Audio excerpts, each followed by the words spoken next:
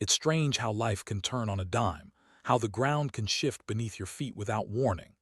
That night, I remember standing in our living room, the air thick with anticipation. My Lisa was smiling at me like everything was perfect, her dress shimmering under the dim glow of the lamp. We'd been planning this forever, or at least I thought we had. The wedding was supposed to be the happiest day of my life, a new beginning. Instead, it became the day I found out she'd been lying to my face for months. We had a big dinner with friends and family the night before the wedding. Everyone was laughing, joking, clinking glasses. Things felt normal, almost too normal. But I remember how Lisa kept glancing at her phone, her fingers nervously tapping the screen. She'd hide it quickly when I looked her way, a little too quick, like she was hiding something. I didn't think much of it back then. I was too caught up in the excitement, too eager to get married. That morning, I woke up feeling strange. My stomach was tight, nerves maybe, or some weird intuition I couldn't quite explain. I decided to check her phone, something I'd never done before, but I guess I was just trying to hold on to some last shred of trust. I took her phone from the bedside table where she'd left it and unlocked it easily enough. She'd always been careless about that. I wasn't expecting much, just a peek to reassure myself. What I found made my blood run cold. There were messages, hundreds of them, hidden in a folder she'd never mentioned, encrypted with some app I'd never seen before. When I finally cracked the password, I saw the truth. She was planning to leave me, not just that night but for weeks. Her messages with my best friend Jim were full of intimacy, promises, plans to run away together after the wedding. They'd been talking about starting fresh, leaving everything behind as if I wasn't even there. I saw the screenshots of hotel reservations, secret code words, and her saying she was done pretending. I felt my stomach knot like I'd swallowed a stone. My hands went cold and clammy. I wanted to scream, but all I could do was stare at the screen, trying to process what I was looking at. My heart pounded so hard I thought it might burst through my chest. How long had she been planning this? Was all of it just a lie? The perfect smile, the vows, the promises, they were all fake. The worst part, the way she lied about everything. She always said she loved me, that I was her everything, but the truth was she'd been leaving me behind while I was busy dreaming about our future. And Jim, my best friend, the guy I trusted with my life, he was in on it. How could I have been so blind? I felt like I was suffocating, like the walls were closing in and I was just there, staring at the evidence of her betrayal. I kept staring at that phone for what felt like hours, feeling a mixture of shock, anger, and a strange numbness. It was like I'd been hit by a freight train. My palms were sweaty, and my mind was racing with questions I never wanted to ask myself. How long had they been planning this? Did she ever really love me? Was I just some placeholder until she found someone better? I knew I couldn't confront her then, not with everything raw and fresh. I needed a plan. I couldn't just burst into tears or scream. I needed to be methodical. She crossed a line and I wasn't going to let her get away with it. I'd been played for a fool. The wedding was supposed to be a celebration, and instead it became the moment I realized I'd been living a lie. I remember standing there, trembling, clutching her phone. My mind was a whirlwind of rage and heartbreak. I didn't want her to see me like this, not yet. But I also knew I couldn't just walk away, not without making her see that I knew. I needed to make her regret the day she decided to cheat, to lie, to betray everything we'd built. Tonight, I knew, was the beginning of something I had to do. I just didn't know how far I was willing to go yet. All I knew was that I wasn't going to let her ruin me without a fight. The question now was, what would I do next? If you want the next part, just say so. The rest of that day was a blur. I kept replaying everything. In my head, her sneaky glances, the secret folder, the messages. My stomach twisted with a nauseous mix of betrayal and disgust. I didn't sleep that night, or rather, I didn't really sleep. I stared at the ceiling, my mind racing, feeling the weight of the truth pressing down on me. I knew I had to act, but I wasn't sure what the right move was yet.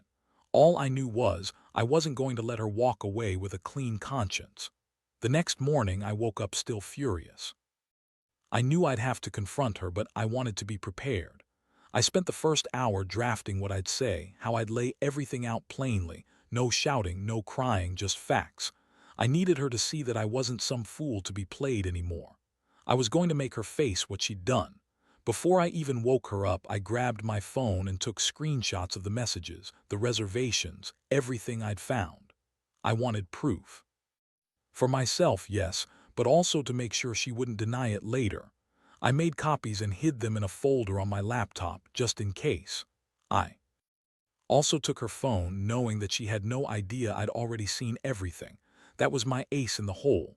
When she finally stirred, I was sitting on the edge of the bed, my face cold and unreadable. She blinked at me, still groggy. "Morning," she said softly, like everything was still fine. I looked at her and felt my jaw tight. "We need to talk," I said evenly. "And I mean now." Her smile faltered a little, but she tried to brush it off.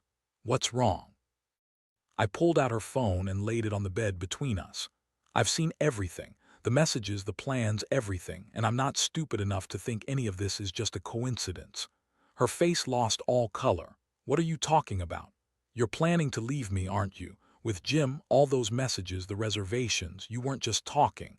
You were planning your escape," I said, voice steady but full of anger. "How long has this been going on?" She looked at her phone, then back at me, stunned. "You're crazy, that's not what it looks like." "Oh, I think it is," I snapped. "I'm done pretending I don't see it. You've been lying from the beginning. I was just too stupid to notice." She looked like she was about to cry, but I was past comfort. I was cold now. I had my plan, and I knew I wasn't going to let her worm her way out of this. I told her I wasn't interested in hearing her excuses, that she'd already made her choice and I was going to make her regret it, one way or another. The rest of the conversation was a blur. She tried to deny, to justify, to say it was all a mistake. I cut her off immediately. "You lied, you betrayed me, and I don't want to see your face again until you realize what you've lost." After that, I packed a bag and left her there, stunned, with her phone still open to the messages. I didn't slam the door. I just walked out, feeling every step like I was dragging a heavy weight. I knew I needed to do more than just leave her. I needed to get even.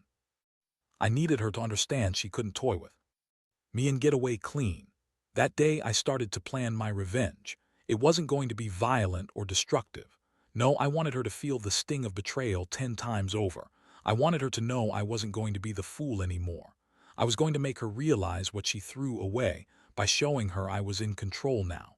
I bought a burner phone that night and set up a few fake accounts. I started sending her subtle messages, little hints that I knew her secret. Nothing too obvious, just enough to make her aware I was watching, waiting. I wanted her to feel exposed, vulnerable. I wanted her to see that she had made a mistake underestimating me. That was just the beginning. From here, I had a plan to turn her own lies against her, to make her see that she'd lost more than she thought. The pieces were in motion. She thought she was clever, but she had no idea what I was capable of when pushed. And all I could think about was how satisfying it would be when she finally realized she'd been caught in her own web. The game was on now, and I wasn't going to lose. If you want the next part, just say so. Over the next few days, I threw myself into planning more carefully. I kept the fake accounts active, sending her little messages that hinted I knew more than I was letting on. I watched her reactions from a distance, noticing the subtle shifts in her behavior. She'd become more anxious, more guarded, just enough to make me feel like I'd already won, even if I hadn't confronted her directly yet. I also started digging into Jim. I needed to know how deeply involved he was, what he was thinking. I wasn't interested in some messy confrontation, but I wanted to understand his game. I found out he'd been flirting with her for months, even before the wedding was planned. That made sense now, how he'd always been so attentive, so eager to be around her. I'd always thought he was just my best friend, but now I saw he'd been planning his own little escape route, too. One night, I got a message from my fake account that made my stomach tighten again. It was from her. She'd finally cracked and was trying to make contact. She wanted to talk, to explain. I didn't respond right away. I sat in my apartment, the cold glow of the screen illuminating my face, feeling a strange mix of satisfaction and anger. When I did reply, it was simple. I told her I knew everything, that I was done being played. I told her I wasn't interested in her lies anymore. Her message back was frantic, trying to deny everything, but I didn't bite. I wanted her to sweat. I wanted her to feel the panic creeping in. Meanwhile, I kept gathering evidence. I found a few more messages she'd missed deleting, talks about how she'd been planning this new life with Jim for months, how she was already imagining herself away from everything we'd built. Every new piece of info reinforced my plan. She thought she was sneaking away quietly, but I was setting the trap, just waiting for the right moment to strike. The day of the confrontation grew closer. I knew I couldn't keep this secret forever. I had to do something drastic, but I needed a plan that would hurt her the most without leaving any real physical damage. I realized I could make her feel the weight of her betrayal in a way that would crush her ego, make her see she'd lost more than she'd gained. I decided that I'd go to her place, pretend I was ready to forgive, to talk. In actuality, I'd be bringing her the evidence, photos, messages, everything that proved she'd been planning her exit for months. I knew she'd be desperate to deny it, to cling to her lies. That's when I'd make my move. I spent that evening preparing a folder on my laptop, packed with everything I'd collected. I printed some of the key messages, made copies, and hid them in a small envelope. I wanted her to see that I'd been in control all along, that I'd played her game better than she thought. When I finally arrived at her apartment, she opened the door with a nervous smile. "Hey," she said, trying to sound casual. I stepped inside, feeling the familiar coldness in my chest. My heart hammered in I kept my tone calm even. "We need to talk," I said. "About everything." She looked like she wanted to say something, but I cut her off. "I have something for you," I said, pulling out the envelope. Her eyes widened. She knew just by the way I moved that this was no empty threat. "Is this what I think it is?" she asked, voice trembling. "Oh, I think you know exactly what it is," I replied, fixing her with a cold stare. "Your plans, your lies, your secrets, all in one place." She looked at the pile of papers I laid on the table, then back at me. Her face turned pale and she clutched her hands nervously. "You don't have any proof. I've got everything." I interrupted her. "And now I want to hear how you're going to explain this to me." She hesitated for just a second, then finally broke down. "It's not what it looks like," she whispered, tears welling up. I was confused. I didn't mean for it to happen. I swear. I cut her off again. "Save it. You had enough time to tell me the truth. Instead, you chose to lie and plan your escape. Well, I've got news for you. It's over." She looked shattered, the first real crack in her perfect, and I knew right then that I'd won. I made her face her own betrayal, and I'd taken back what was mine, my dignity, my pride.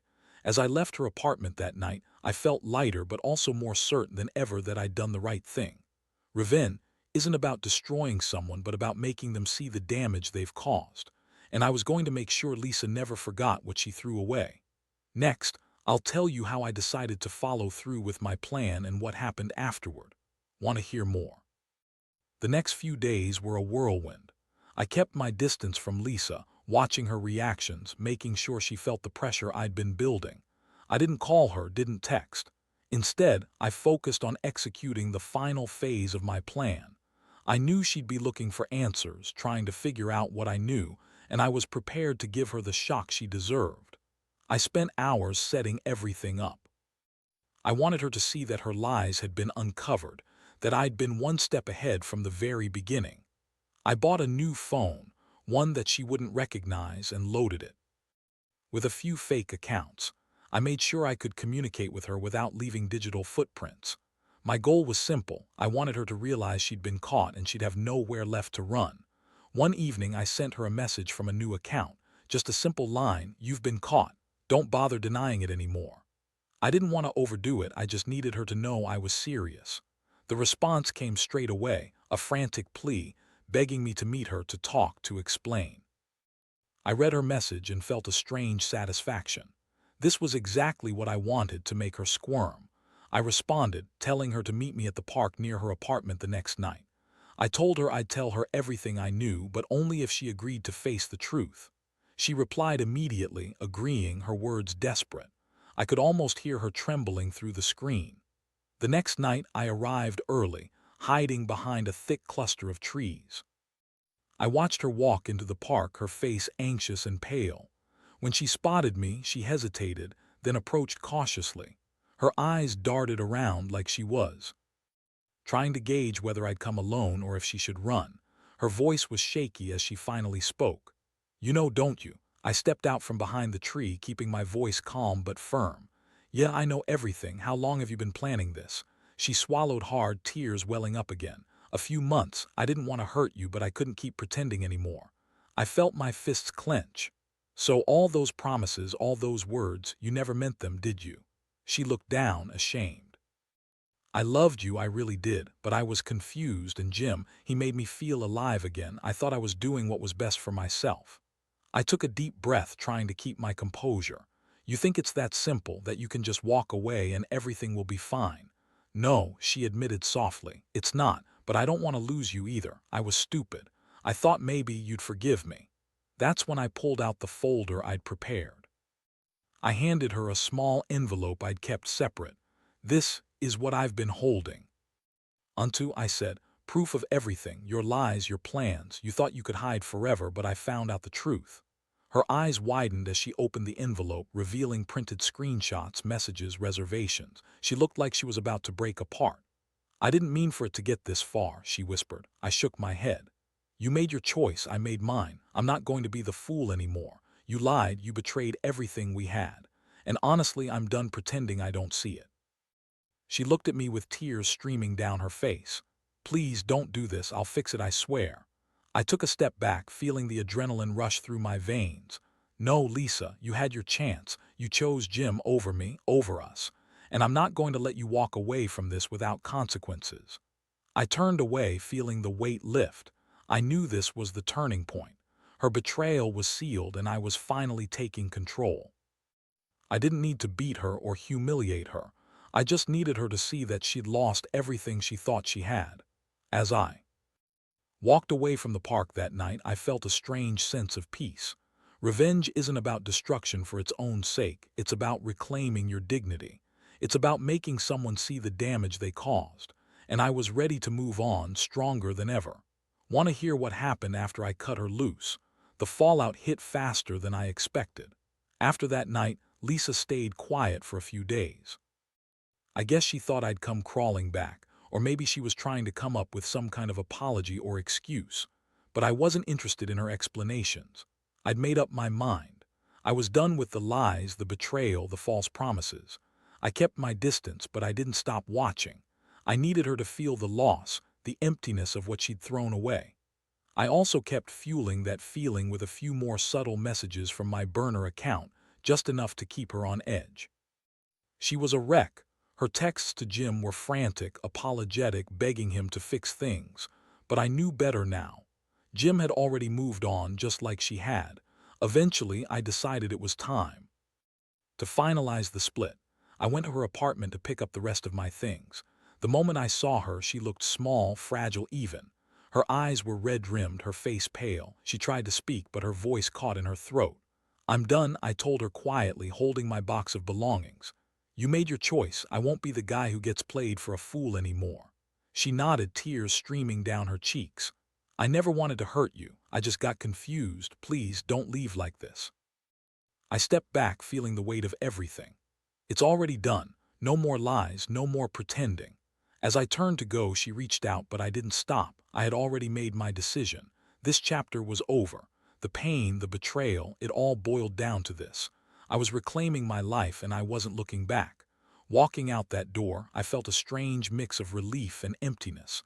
I knew I'd have to rebuild, to heal from this, but at least I'd taken control. I'd faced the betrayal head-on and refused to let it define me anymore. That night, I sat in my apartment, feeling the silence settle around me. I reflected on everything, the lies, the deception, the revenge. It was a bitter pill to swallow, but I knew it was what I needed. I'd taken back my dignity and proved to myself that I could survive even the deepest betrayal. Now, I tell this story because I want anyone out there feeling lost after being betrayed. Don't let the pain consume you. You have the power to take control, to turn things around. It's not about revenge for the sake of hurting someone. It's about reclaiming your strength and showing them what they lost. If you want the final part, just say so.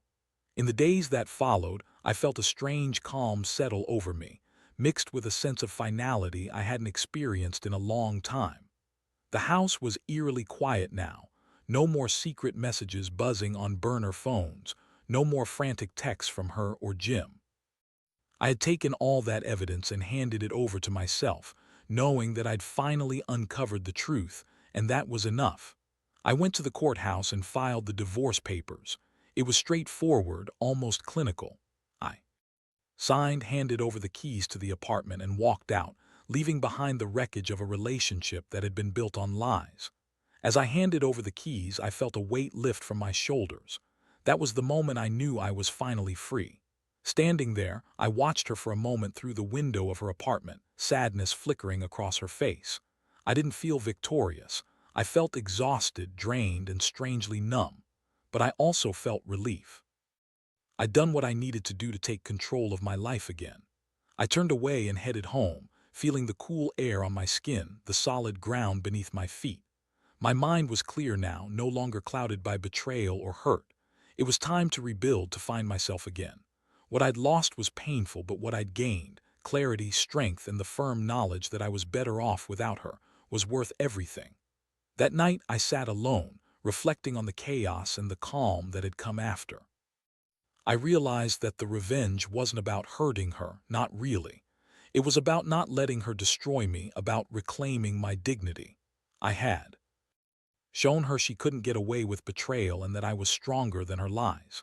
Looking back, I'd say this to anyone feeling shattered after a betrayal: never underestimate your own resilience. You can survive the worst, and sometimes the best thing you can do for yourself is to walk away and rebuild from the ground up. Forgiveness might follow someday, but first you need to reclaim your power. And I did.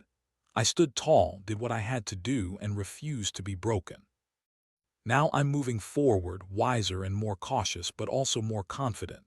The pain will fade, and someday I'll find someone who values honesty and respect. But until then, I know I'm okay on my own. That's the final lesson I want to share. Your strength isn't measured by how much you can take, but by how much you can rebuild afterward. And trust me, you're stronger than you think.